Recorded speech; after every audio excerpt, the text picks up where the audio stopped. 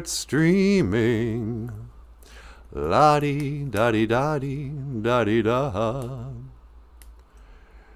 And give me one more chance to keep you satisfied. I'll keep you satisfied. Ah! Yeah. I mean, sure, I can say that. I'm the king of empty promises. Oka hey, Boozhoo. And welcome to Boozhoo Nanaboozhoo, a podcast about OJIBWE language. Huh, honey? That's right. About OJIBWE language and culture. This is the podcast, the early morning live stream podcast about OJIBWE language and culture. And today, I don't know, what do you think, sweetie? Do you want to jump right into it? Or should we wait for the Boozhoo crew? I guess we could wait for the Boozhoo crew a little bit. Should we talk about something else before I jump right into the word of the day and all that? Yeah, sure, whatever you think. All right. So today, I would like to talk about politics and the news and other boring adult stuff. Golf and food. I remember when I was a kid and like the news would come on, you just go, ugh. When does the news get over? I hate watching this. It's so boring because I didn't understand anything. And then I grew up and I felt the exact same way. I remember when I was in college and the kids would be talking about politics and that. And the reality is they probably didn't know any more than I did. But I felt like everybody else had a better education, was paying more attention to what was going on. And like I was the only dummy who couldn't find Baghdad on the map or whatever. I don't know. So, but why am I talking about that? Oh, we're not going to talk about news. I don't know, maybe we will. What's the news of the day? Today, in the news, Hunter Biden wrote a book. That's kind of nice, huh? Or maybe he didn't write a book. Yeah, I think he wrote a book, and they interviewed him. And he talked about smoking crack cocaine and snorting cheese puff, whatever, off the carpet. And I don't know why that guy's not in jail. But, so Hunter Biden is the president's son. And, in the book, he didn't mention he said he had 4 kids, but he actually has 5 kids. Because not only did Hunter Biden marry, hook up, I think he married her. Maybe he didn't marry her. I don't know. Hunter Biden's like war hero brother dies. So what's he do? Goes snags his wife. And he and his brother's wife hook up. And then he cheats on her with they always call them strippers. But I imagine it's a stripper who, for money, will make a baby. So, she's a prostitute.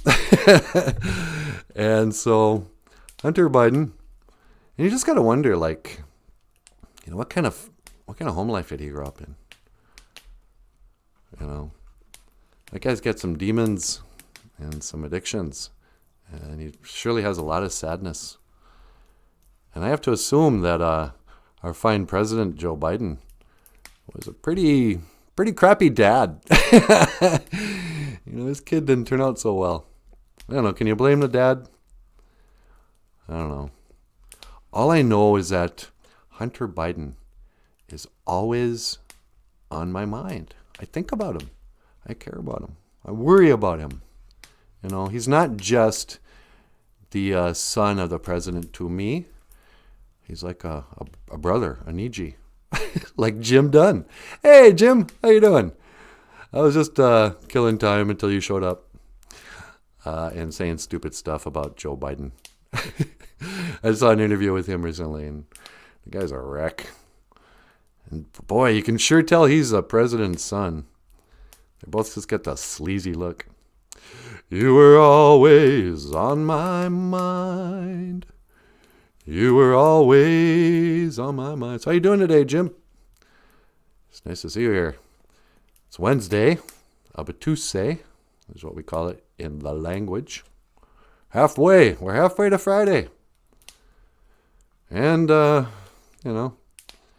lot of us are halfway through life. If you're lucky, you're only halfway. But, hey, sweetie. Yeah? You got a phone call. A phone call already? All right. You want to put them on? Sure. Line 2. Yeah. Caller, you're on the air. Yes, hello there, Nanaboozhoo. How are you? Oh, wow. Is this Migazy? Yeah, Migazy.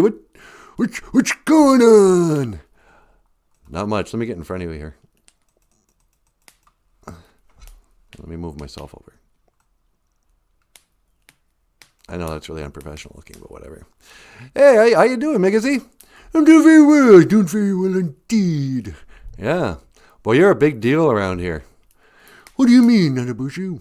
Well, I mean, you get a lot of credit, a lot of praise. Indians really go nuts when they see you flying around.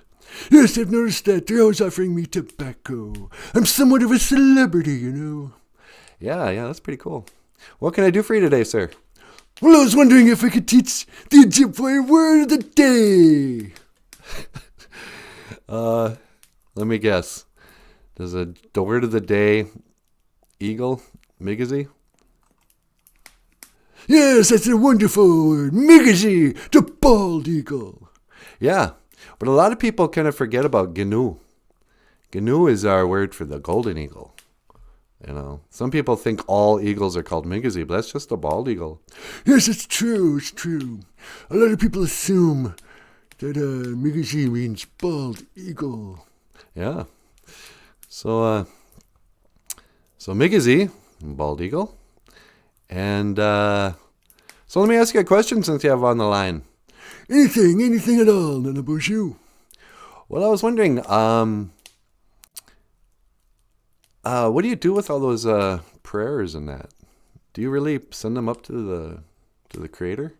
Yes, it's one of my jobs. I gather up your prayers and I bring it up to the Great One. I carry it up there for him. But why does he need you? Can't he just hear my prayers? Well, but I carry it up there. Yeah, but I know. I don't know what the need for you is.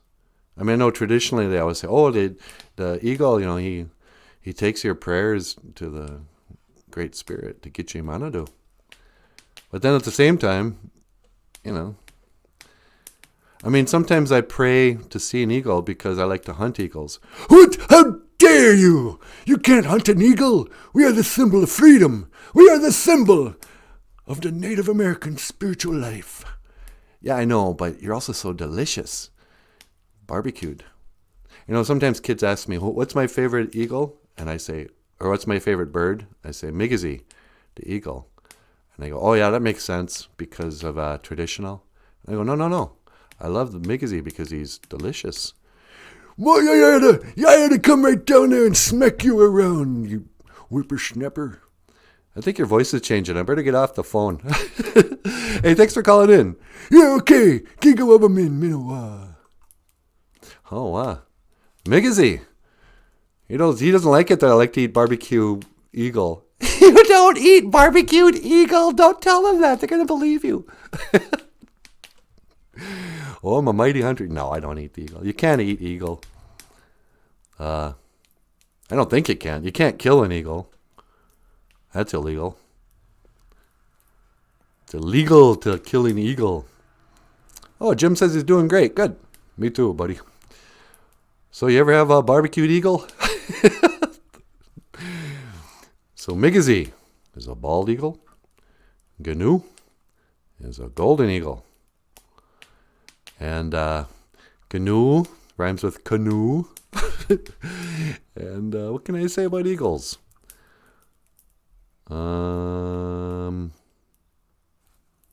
You ever have a vision where you see an eagle?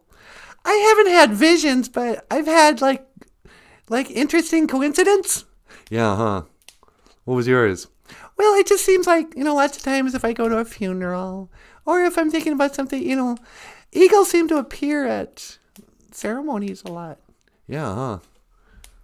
You guys ever go to a funeral or something and you look up there and there's a big old eagle? It feels like you just witnessed something kind of special. But, who knows? And the poor old GNU just gets overshadowed by the eagle. You were always on my... Oh, you know what? I should start with a prayer. Yeah, why don't you start your show with a prayer? Okay. Oh, let me see what Jim's saying down here. That's a sick bird. Illegal. Honey, you know what that illegal means? Yeah, it means a sick bird. I just heard you. Oh, right.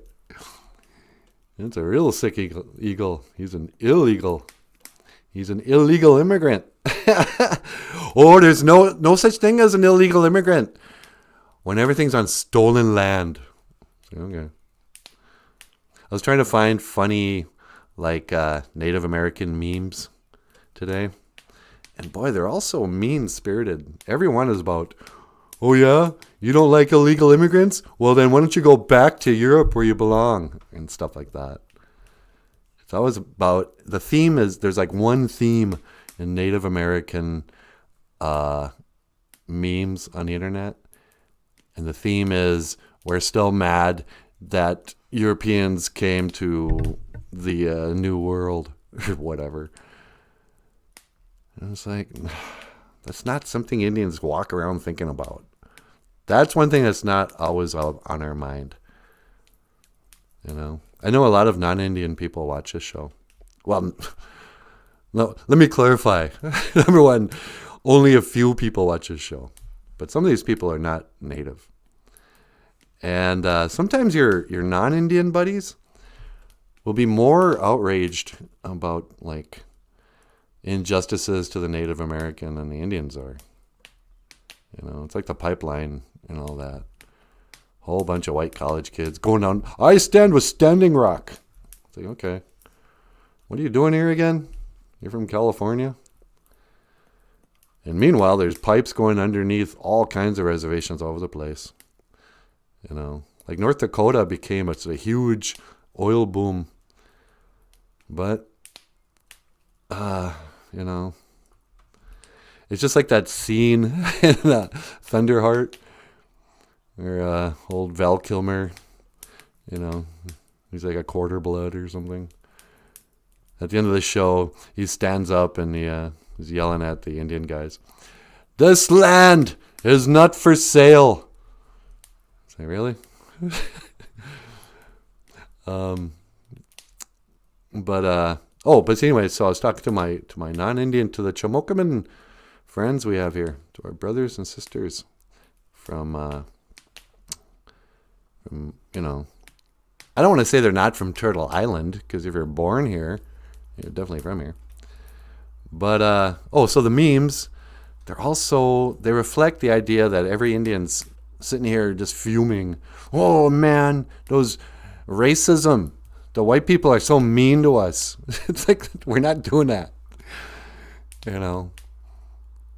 Most Indian people have non-Indian friends. The media wants you to think racism's a much bigger deal than it actually is. Because anytime there's a story and on Facebook, outrage, the complaint gets, what do they call that? The squeaky wheel gets the oil or something? But I didn't find any memes that I wanted to put up. I would say, hey, white people, why don't you go home? We never landed on Plymouth Rock. Plymouth Rock landed on us? I don't know. I mean, I guess it's easy for me to say that now that I'm old and mellow. And I've given up a lot of my anger. But I guess when I was younger, maybe in my late 20s, early 30s, I went through a phase for a couple of years where I was really angry. I don't know. I met an elder once. He was talking about living the traditional way. And he had cut his hair short. And I said, "Hey, George, are you in mourning or something? How come your hair's so short?" He goes, "What? Oh, yeah. You young guys are always growing your hair out. You know, young guys are going to have long hair and, join AIM." Because it's like a phase Indian guys go through. You know, you grow up white. I mean, you're not white, but you grow up with white culture. You know, listen to all non-Indian music, watching non-Indian movies, knowing nothing of your culture. Then you go to college and you watch Dances with Wolves and it blows your mind and you go, "You know what? Forget that. I'm going to learn about my culture. I'm going to learn about my people. I'm going to learn about my history. I'm going to live the good way. I'm going to walk the red road." And you grow your hair out and start going to sweats, start putting out tobacco, start wearing a choker everywhere you go. And, I was so angry. Because the more I was like discovering my culture and my language and that, then you start hearing all this horrible stuff. Like I just read, and I heard rumors of this. I don't know if it's true. I don't know if anything's true anymore. But they were talking about how are there only 12 Indian Health Service hospitals? That doesn't sound like very many. Yeah, so it's probably not true what I'm saying here. But in this article, they said in the 70s, they quit doing this in 1976. They had a program to sterilize Native American women. And they said 4 of the 12... this article was also badly written. Because I read 4 of the 12 Indian health scholarships set out to, without the consent or knowledge of the women, they sterilized Native American women. Mostly full-bloods. And then it also said 1 in 4 or 1 in 3 Native American women were sterilized. And I'm pretty sure that's not true. Because how do we get so many kids if all the women are being sterilized? But, I mean, I wouldn't put it past this government. They love to inject people with stuff. So then you got to think, and I don't want to talk about it too much. We should use code words. The Movid Myris, the Mamamai Sharona,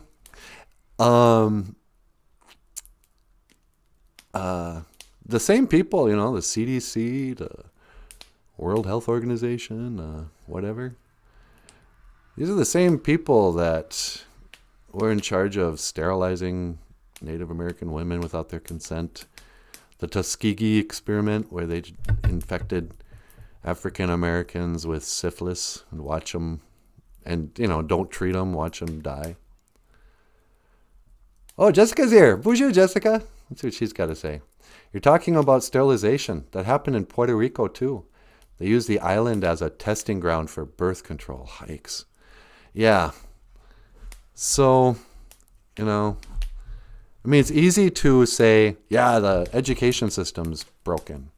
They're the ones who perpetuated all the wrong myths about Columbus and the false histories about what happened. But the medical establishment, these guys are really evil. When I was a kid, I got hit by a dentist once. IHS, here's the other thing about Indian Health Service. You guys might know this. But, it's every reservation has a clinic and or a hospital. In the old days, they used to deliver babies and everything. We had a full functioning hospital in Cass Lake. And then over the years, it kept on getting smaller and smaller, and they kept on offering fewer and fewer things. And then they started denying care to non-enrolled members. So like Indian guy marries a white woman. In the old days, she just became part of the tribe. But then Indian Health Service like, nope, we're not gonna take care of your kids and your wife. This is just for tribal members. Like, yeah, she is a tribal member. It's my wife and my kids. We're part of this, you know. But in the 80s or something, they stopped caring for the families of tribal members. And then they stopped doing, you know, birth and stuff. And now you just go in there to get a penicillin shot or the vaccination or something. Oh, but so they also have a dentist. And I hated going to the dentist. I was so afraid, you know. And I still don't really know what they were doing in those days. Drilling your teeth. Why if you have a cavity, do they need to drill it even more? Oh, we want to make a nice big hole. And they pour some mercury in there. But lots of times your dentist would be some guy who was like in the army. He'd be the army dentist. Who was just like training to become a dentist. Or, you know, you'd see like guys in military outfits be doctors and stuff. They were like, I don't know what it was. So I'm in there, you know, getting a yearly checkup. Mouth is wide open. And I'm, you know, a little guy, like 6 or 7 or something. And I don't know what his problem was or what my problem was, but I was crying. So I was probably being drilled or something. I was freaking out. I was just crying. Yeah. And he goes, shut up. And he smacked my forehead. And it wasn't like my mom was there or anything. But I quit crying because now I was no longer in pain. I was just scared. And, you know, got done and went home. And then I told my mom, goes, yeah, he smacked me. At first, I didn't want to tell her because I kind of thought it was my fault. It's like the dentist had to hit me. Now that I'm grown up, I'm like, I can just imagine what I would do to a dentist if he smacked my kid in the forehead. And it wasn't a hard smack. He was just frustrated with me. And so he hit me in the forehead.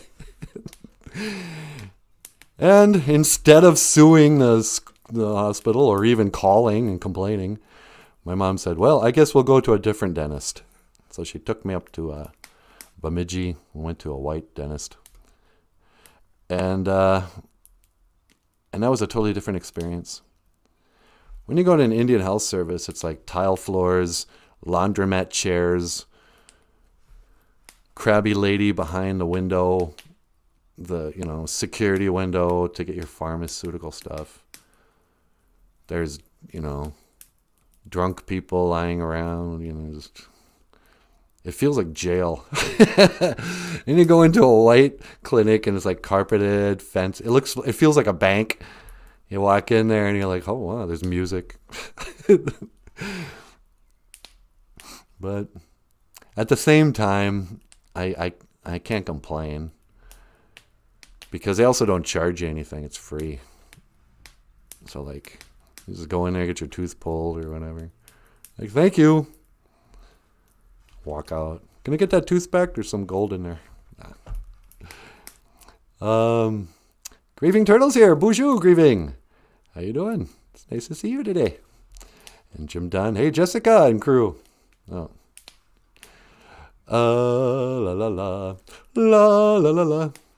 So, I mean, yeah, in a way, it was a real privilege and a benefit to have a dentist and a doctor, you know, for free on the reservation.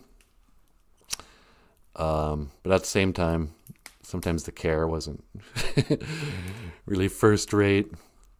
Would you quit your crying? Don't make me hit you again. Jessica says, I saw a video recently of kids getting hit at the dentist. I don't let my kids go to see any doctor alone. I would kill. Yeah, me too. Yes, just hitting the kids. You know, in the old days, anybody could hit your kid. Dentists, teachers, coaches. Kid come home with a black eye, and the parents would be like, what'd you do? The teacher hit me. Yeah, what did you do to make him have to hit you? Now you're in trouble with us. Like, come on. But I don't know. And then there's an argument about, well, yeah, But have you seen how the kids are today that don't get hit? Bunch of weirdos. They have no social skills. No respect, but no social skills. We've given a pass to little kids to, he doesn't talk to adults. What? Well, that's a problem. Something's wrong with your kid if he doesn't speak. No, he's traditional. He will never look you in the eye. It's like I'm talking to him. But so I smack him, and the mom gets just mad at me. It's like I'm trying to help him. When I was a boy, the dentist would hit you. And look how many teeth I have now. None. He knocked them right out. You were always on my mind. So yeah, dentists. I only go to the dentist now when I have a toothache. My teeth are rotting out of my head, one by one. So every couple of years I go back to get actually, it's been like 10 years. I had to get in fact, I think, Grieving, were you the one who sent me I had a toothache at the beginning of this show a few months ago. And it was either Grieving Turtle or Brandy Marie. Sent me a bag with that toothache stuff you put on there and some drugs. Thanks for the drugs. She was my drug dealer. And, by the way, speaking of drugs, thank you so much for the St. John's wort and the, what else did I get? The stuff that helps you sleep. That really worked. Melatonin and the Snoopy doll and everything. I really appreciate it. I took some of that melatonin, and not only does it knock you out so you sleep really well, when you wake up, I usually get up really early and I think, it's 3 a.m. I'll prepare for the show. That stuff makes you wake. That's why I didn't do a show yesterday. I woke up and I was still super groggy. I was like, I'm going back to bed. Forget this. I had 10 hours of sleep yesterday. It was great. Me and Bagheera. But I really appreciate that. And you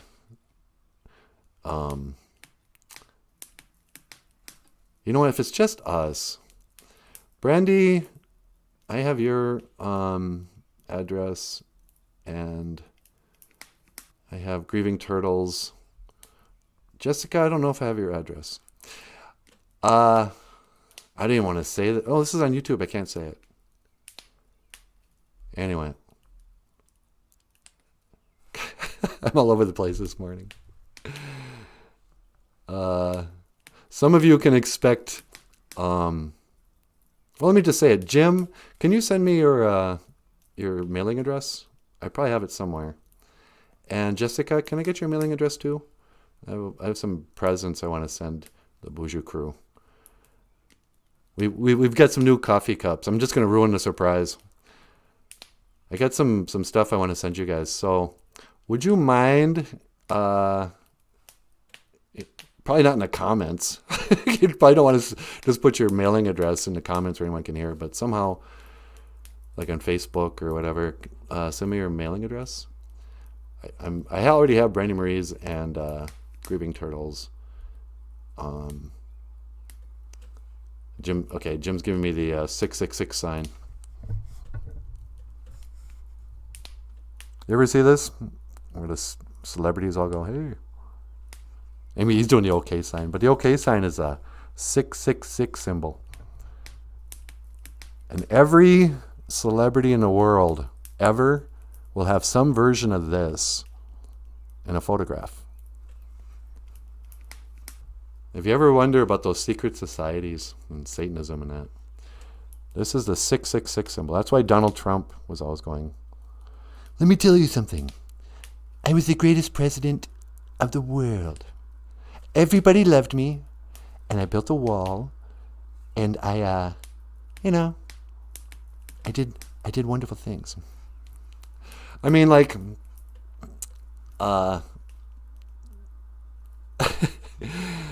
sometimes I like Donald Trump because people hate him so much. I just like watching him fan the flames. I love how he gaslights the people, you know. That was just really funny to watch people freak out over Donald Trump. And, hey, Jim's doing all kinds of sign language. You know, this is another satanic sign language. But, so part of me kind of likes Donald Trump and liked that he was president. And I liked seeing people be humorless over somebody as hilarious as Donald Trump. But I don't trust him. I don't think you become the president of the United States just by hard work and good ideas. I think he's connected just like the Bushes, just like the Clintons, just like Barack Obama. They're all part of that deep satanic organization that puts pyramids on the back of the dollar bill and, you know, makes up stories and publishes them in history books and makes celebrities. So like even Elvis Presley, I looked into this, and you know, the king of rock and roll. You don't become the king of rock and roll just through hard work and talent. There's a whole organization behind it. And when you research Elvis Presley, he was into a lot of you know, what we call now New Age spirituality. But he wore a Freemasonic ring. Remember Elvis's big rings? I think he was part of the Freemasons. He, you know, Lisa Marie was underage. And, you know. Oh, but then also that dancing. So remember how Elvis became famous, especially that one, I think it was what's the guy's name? One of his first TV appearances, they wouldn't film him from the waist down. And he had the leg thing, and he would stand on his toes. Kind of like Michael Jackson did it too. That's a move in Luciferian, satanic, whatever, to make yourself look like the goat-footed Baphomet, whatever. Hikes, why am I talking about this? This is a kid show. Hello, everybody. Welcome to Sesame Street. But anyway, so 666, the number of the beast. I lived alone. My mind was blank. I needed time to think, to get Jim done off my mind. What did I see? Could I believe? So, today's song, how's that for a transition? You are all over the place. I don't get you this morning. Yeah, I know. Migazi, bald eagle. Gnu, golden eagle. Is one phrase of the day. The other phrase of the day I want to talk about.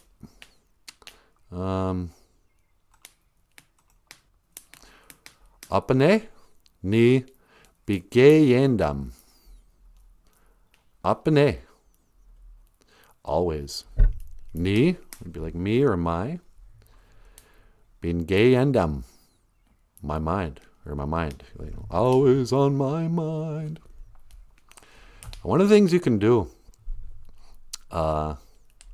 again, this is one of those moments where I wished, no offense you guys, I wish our audience is kids. Pretend you're a little kid. I'm going to give you some advice. If you're feeling down, oh, and here I probably got rid of the medicine wheel, didn't I? Yeah. Had a medicine wheel picture. If you're feeling down, you know, the medicine wheel will tell you there are four states of being. You know, the physical, the mental, spiritual, and the emotional. And hippies will all say, oh, it's body, mind, and spirit. So you go, body, okay, I understand that. Am I sick? Am I well? Am I healthy? Am I fat? Whatever. And so you know, we know what body means. And spirit, soul, we have some idea of what that means. Sometimes that gets confusing, but you know, your spirit, that part of you that doesn't age and doesn't die and connects with God and comes up with beautiful music and art or whatever. We know what the soul is. But then you go, okay, mind, what's that mean? The things I think about? Yep. Sometimes it's good. You write down, just know what's going on. We can do a checkup on our bodies. Say, how do you feel? Oh, I feel, pretty good. Or I have stuffy nose, I'm tired. But then you go, okay, what do I say about my mind? Most of the time people walk around, they don't even know what they're thinking about. They think they're thinking about, all right, I got to get up, where are my keys? Better get to work, But in between all that, there's a chatter. And sometimes that chatter is like a little voice. They'll say, you idiot, why don't you put your keys where you can find them every day? Or maybe your mind is filled with images from video games.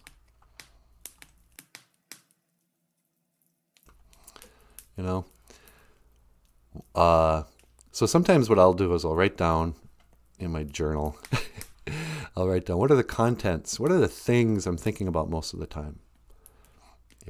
I think some people for the last 4 years thought about Donald Trump every day. And it'd be funny because, like back in the, what was that TV show he had? The Apprentice? The Apprentice days, if you had told people, hey, by the way, there's going to come a time where you think about this guy on The Apprentice every day of your life for 4 years and maybe for the rest of your life. He will come to represent all your problems. You're mad at your dad. You hate the government. You hate white men. Whatever it is you hate. Sexism. Rich guys. He will come to represent all that for you. And you will think about him every day. You'll carry him around with you in your mind. It's almost like an obsession. They call it Trump derangement syndrome. That's not a meme. That's an actual diagnosable medical psychological condition now. Trump derangement. He deranged people's minds. But you can tell yourself, it's like, wait a second, do I really want to think about Donald Trump every day of my life? Not even Melania wants that. And so ask yourself, what are the things you think about? What fills your mind? For a lot of young boys, especially between the ages of about 13 and 20, 13 and 40, whatever, you're thinking about girls all the time. There's ridiculous statistics about how often a young man thinks about sex. And I don't even know what it is anymore. But, if that's what's on your mind a lot, write it down. If your money is on your mind all the time, write it down. You don't have to fix it at first. Just think about what you think about all the time. What's in there right now? So like for me, what are the things I think about? I think about this show a lot. I even dream about it. Just because I think I'm engaged in it so much during the day. It's not like it takes me 8 hours to prepare for this anymore. But when I used to do just pre-taped, like 15-minute videos, that actually took a long time to put together, put the text, film myself, come up with an idea, get the lighting and the blocking and everything. Now I can just kind of click a couple of stuff and be here. But it's on my mind a lot. Probably because I start my day with it every day and watch it. I guess it's my job. But Anish apane ni beginne bin gayendam. What's always on my mind? So the show is on my mind a lot. I think about my grandparents a lot. You guys can probably tell. Actually, no, you guys already know what's on my mind. I think about Ojibwe language, my grandma and grandpa, boarding schools, flat earth. I think about that a lot. What else? Ancient civilizations. You can kind of tell, check your browsing history. Whatever you browse for on the internet, that's probably what's on your mind or what you are drawn towards. And it can be, again, if you're a young boy watching this later, and it's a bunch of nasty internet sites, that's on your mind. And you got to ask yourself, there's a lot of theories and experts will tell you kind of the same thing, that's not good. But just, for yourself, go, is this how I want to spend my brain and energy? For some people, they can't stop thinking about a girl or a guy. And it can be a relationship that went away a long time ago. That other person is probably not thinking about you, but you can't stop thinking about them. What could I have done differently? Where did we go wrong? What's she doing now? You can get your mind in a continual loop where it just chews on an idea, like it wants to solve the problem. And sometimes when you get dumped, it's just like getting fired. You ever meet someone who's got fired or is about to get fired, and they just keep bringing up the subject? And you're there for them at first. And yeah, it sucks, man. That's totally unfair. They're going to be screwed without you. Well, so did you watch, whatever. And they keep bringing it back. Or, I've even had it. I'll just be honest with you guys. Sometimes I'll have a big crush on some girl. And I'll analyze it to death. And I'll be like, we're perfect together. And blah, blah, blah. There's all these reasons why we should be together. And how come she doesn't like me? Well, she does like me. And so, but you can become obsessed. So I think about that a lot. One nice thing about getting older is it's a double-edged sword. I think about the past a lot. My childhood, the 80s, my friends from the old days. And I think about the future way less. When I was young, it was just the opposite. Everything was a hypothetical what if in the future, and plotting and making plans and hoping that things might work out. Well, now that I'm in the future, and I find myself looking back more often. And I saw my grandmother do this too. She couldn't remember anything from this year. I mean, she could remember some stuff, but, her mind really went near the end. She had dementia. But you ask her about something that happened at boarding school, or when she was a kid, or in the good old days of Bina in the 60s, the 50s. Yeah, she heard the whole story. She never forgot anybody's name from the old days, but she couldn't remember the name of the president. But, whole family line, she was that lady. You could say, Grandma, how are you related to them? Well, my second cousin married his fourth cousin, whatever. So, on my mind, I think about the past, analyze. I think about life and death a lot. I think about God a lot these days. I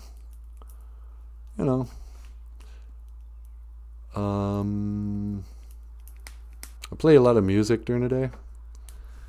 Usually, lately it's been the piano, but for most of my life, it was guitar.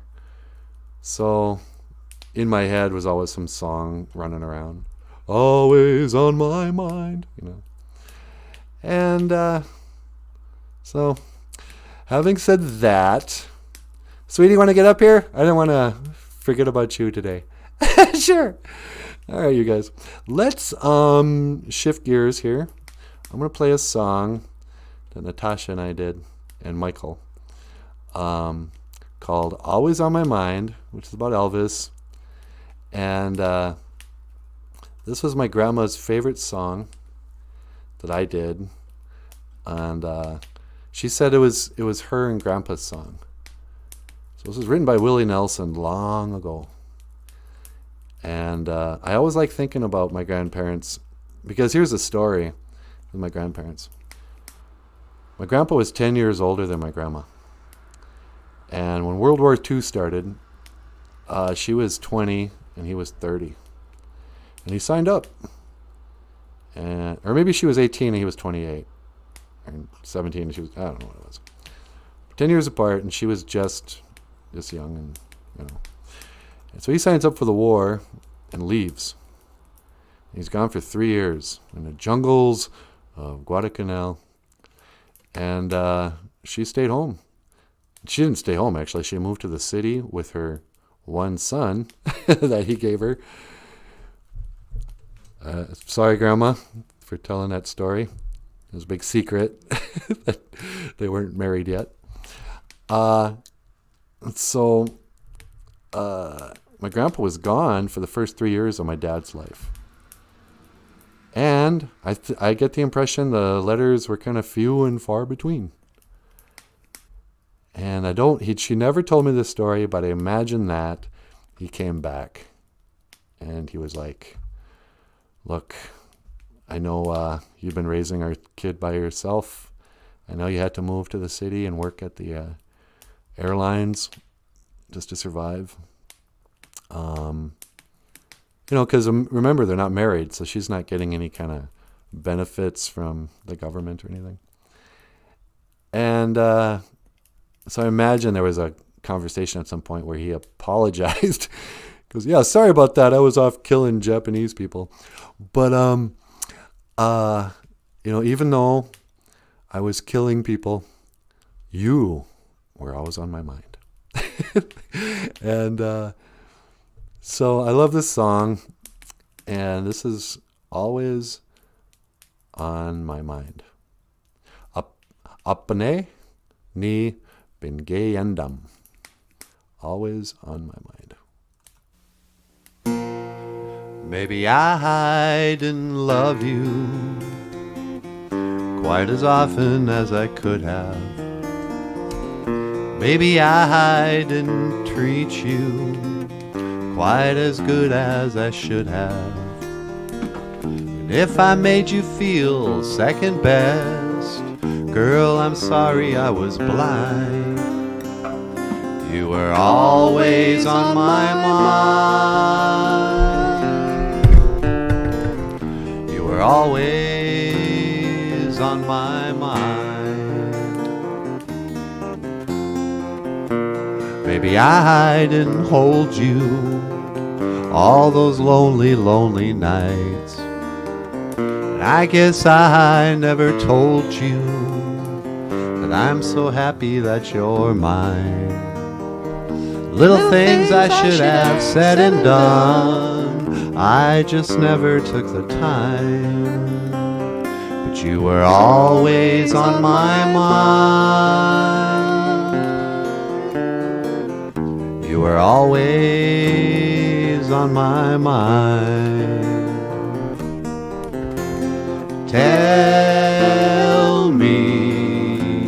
Tell me that your sweet love hasn't died. And give me one more chance to keep you satisfied. I'll keep you satisfied.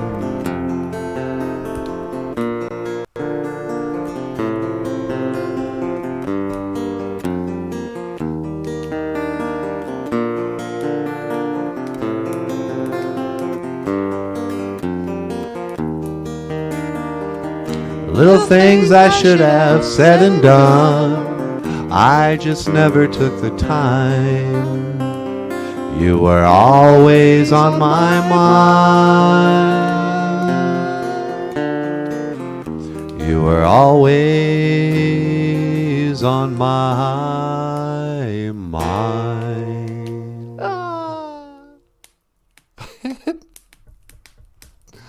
Oh, that's such a sweet song.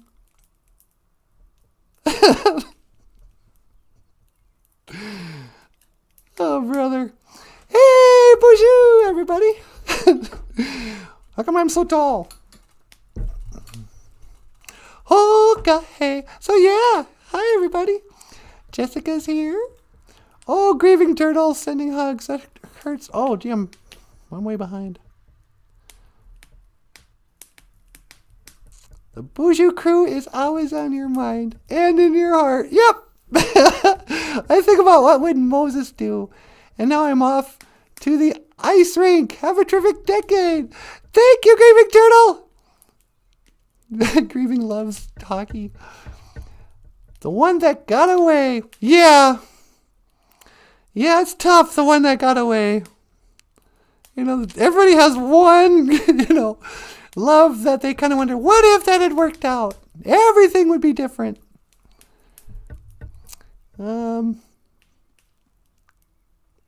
Sheila says, oh, hi, Sheila. Sheila says, Auntie ran away in her wheelchair, had to meet up with her aim buds and missed the street action. Grieving Turtle says, this might make me cry. My son won't let my grandchildren learn from me or get to know me. Appreciate your grandparents. Yeah, I'm sorry, Grieving Turtle. It just sucks when the parents get in the way. I don't think my parents watch this show, but I was way closer to my grandparents than my dad was. There was something between them. I could tell. I remember one time my mom, she goes, yeah, your grandmother and I don't really get along. Haven't you ever noticed how we never hug? I went, that's right. She hugs everybody except you. This is her mother-in-law. Like, wow. So, yeah, that sucks. Good news is, I was close to my grandparents when I was a kid. And then, as a young adult, I would visit once in a while. Usually when they're in the hospital. But it wasn't until I was middle-aged that I got really close to my grandma. And we spent her last 7 years together. So it's true that your kid may get in the way of your grandkids for now, but it's only for now. Your kids will make up their own minds later. And I would just hang in there. I don't know you very well, Grieving Turtle, but I know you well enough to know that little kids would probably love you. So just hang in there. They'll come around on their own. And there's probably a reason. And again, forgive me for speaking down to you like this, to give advice. I know you don't need advice from me, but, so what was the advice? Hang in there. The kids will come around. Oh, there might be a reason for this. This might fit in, maybe it has to be this way for now because this will lead to a stronger relationship. It's just like when your teenage daughter wants to run away with somebody and they say, if you forbid it, you're going to make her want to do it all the more. Well, if you become the lady that the kids aren't allowed to see, well, later on, you're going to be the only one they want to see. It's like, really? How come you, and they can make up their own minds, But family is tough. Family is so hard, it's so complicated and so emotional. Grieving Trail says, that's why I wait for Yehovah to guide me. Yeah, I think he already is. We just can't always see the full plan. This is not the same thing at all. But I used to cry around about every job I had. I hated my jobs. And I hated being broke. And I hated where I lived. And I hated the town I was in. And I hated the kind of people I would date. I just had a lot of hate. Nothing was good enough. And it really wasn't that great. But now that I spend all my time looking in the past, just like you, honey, I realized those hard times actually were the good times because now there's no way I would appreciate my life so much if I didn't live in some, ne'er-do-well shack, There was a time I didn't have a bed, and I had to sleep on just blankets and dirty laundry, you know. I didn't have any food. I just, you know, I wasn't homeless, but I was just, you know, 2 days labor away from it. You know, every penny was accounted for. And I learned this from my grandma. She would talk about the good old days, you know. And she would talk about boarding school as the good old days. She was like, oh, yeah, we played basketball. Oh, we had a really good team. That's where I learned how to cook and sew, you know. Oh, yeah, Flandreau. You know, she had like rose-colored glasses about the past, you know. Same thing with the Depression. I don't even know what years the Depression were anymore because my grandparents failed to complain about that era. They were like, I remember one time somebody asked my grandpa what he did during the Depression. You know what he said?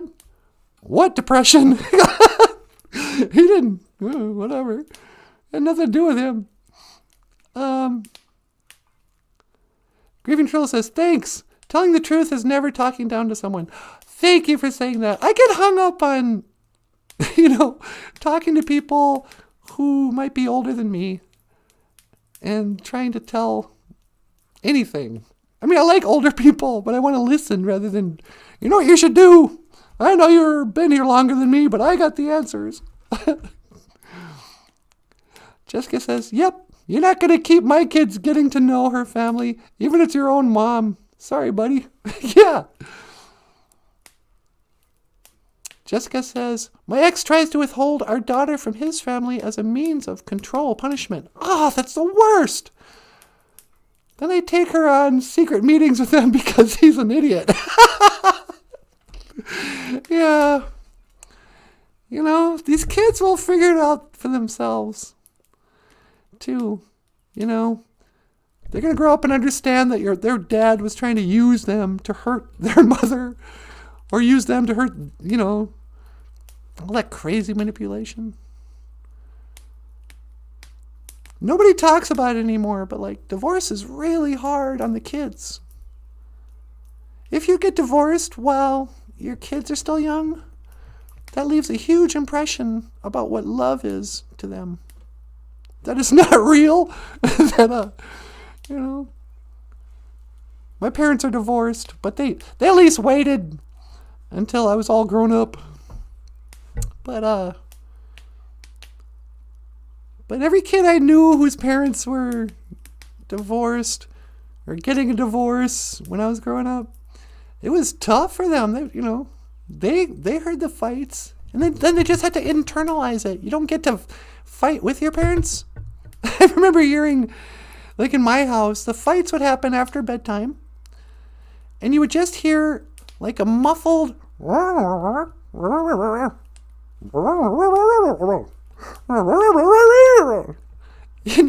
you couldn't tell what they were saying, and they weren't really yelling, but you could tell it was something serious, that they were angry with each other. And in the morning, my dad would be on the couch. He went, oh, okay, another fight.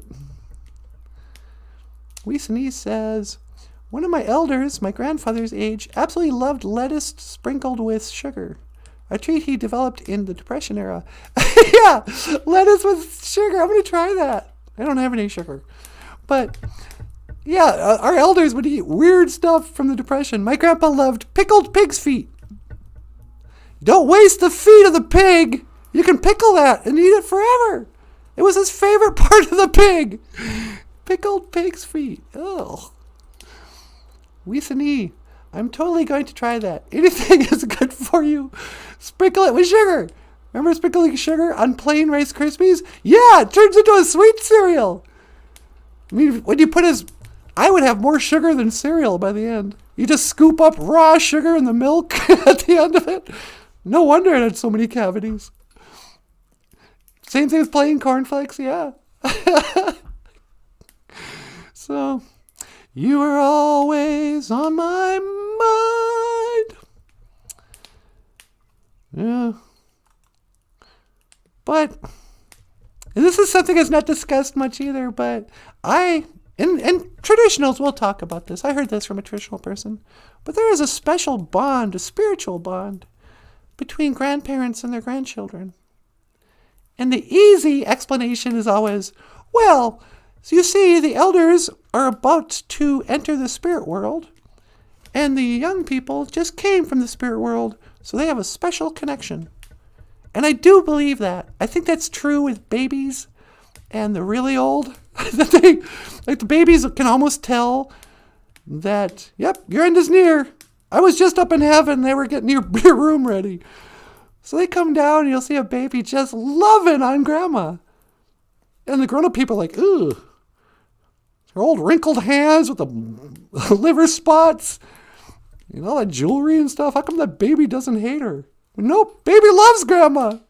Go right up to the bed where grandpa's got the oxygen tank. Bunch of Kleenexes. You know, baby doesn't care. She'll jump right in bed with him. She's like, hey, all right.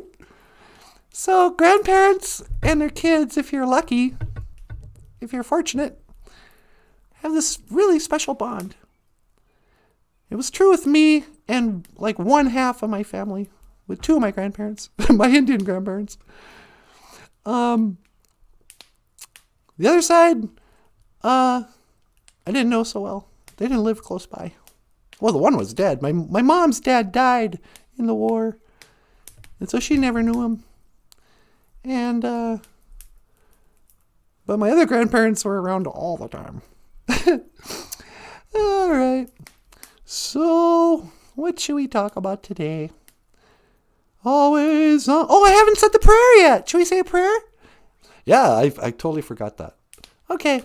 Here's the prayer, and it's not a new prayer. It's the same one we did on Good Friday.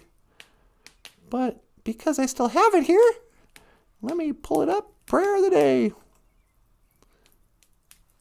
And let me get this in front. Nope.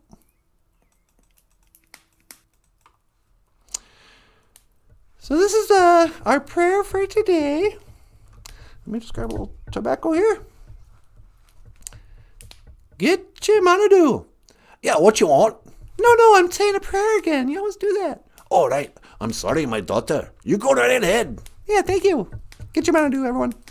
Get your manado. Takawi duka wishin. Ando minowe nungum.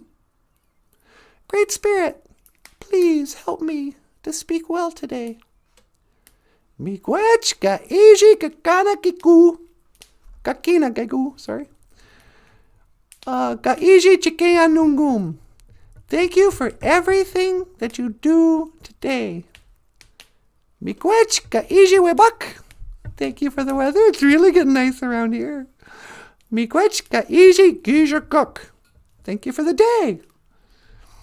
Miigwech Miigwech ka iji bimadazian. Bimadazian. Thank you for my life. Miigwech bizindawieg. Thank you for listening. Ape Inge. Amen. Is the Ojibwe prayer of the day. Hoka hey, the Ojibwe prayer of the day. On my way to another flat earth meme. Can you tell me how to get to flat earth memes? I don't know why I'm doing this. Okay, let me make me smaller. They're over here. Hold on. La la. So, here we have the two models of the earth. The traditional, well, which one's traditional? I don't know. But you got the blue ball. And they call this Satan's globe earth lie. And this ball represents the Big Bang. I'm having a hard time seeing that. An evolution explained life. You were an accident. We evolved from primordial soup. Oh, that sounds delicious. You should get some fry bread with that primordial soup. Oh, it's delicious. We are species in the universe. some people are more valuable than others? Well, yeah, me. Foundation for the New World Order, and you are worthless. As opposed to God's flat earth, creation is the only explanation. We are incredibly valuable. The Bible is 100% true. We live on an unmoving, firm foundation. We were created by God, and God loves you. So yeah, behind all this, why it matters. Sometimes people say, well, who cares what the earth's shaped like?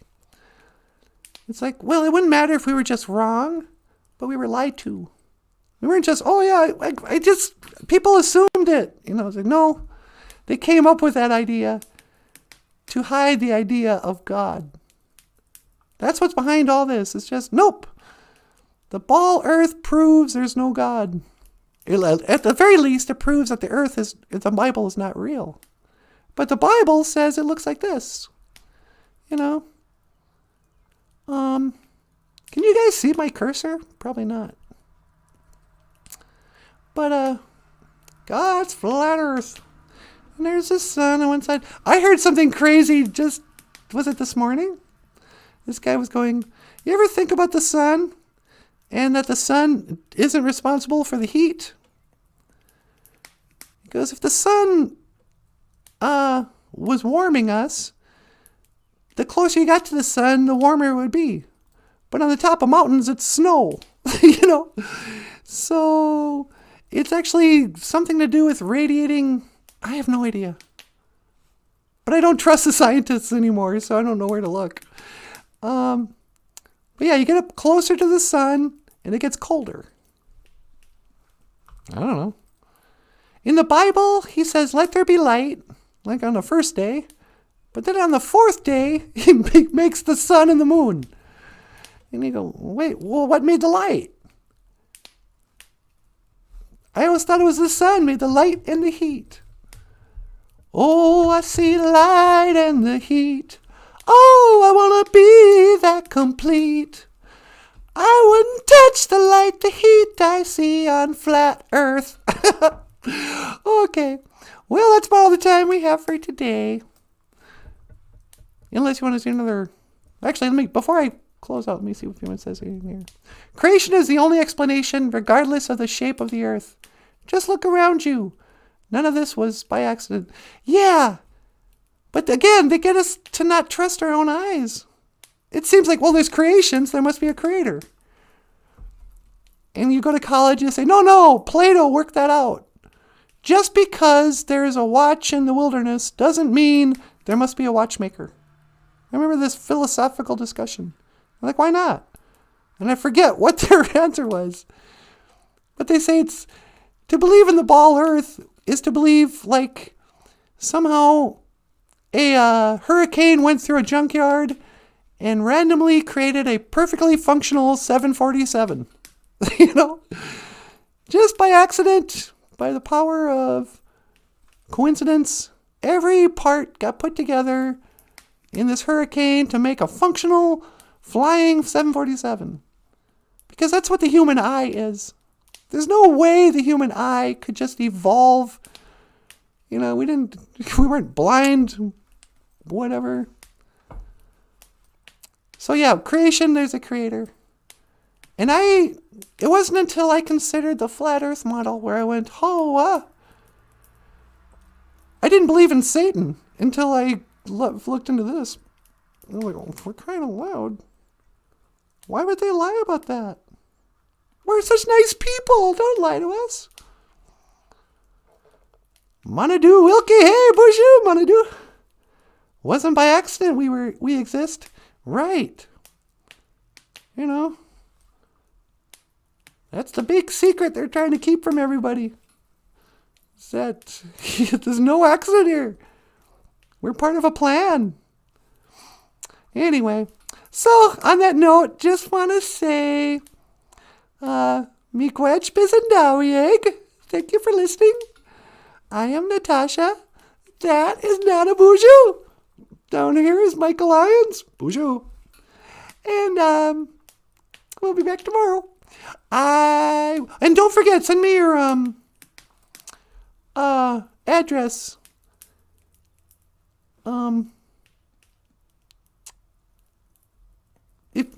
Just send me your address. All right. Well, I will see you again. Giga Minawa. Hoa. And live streams. La la la.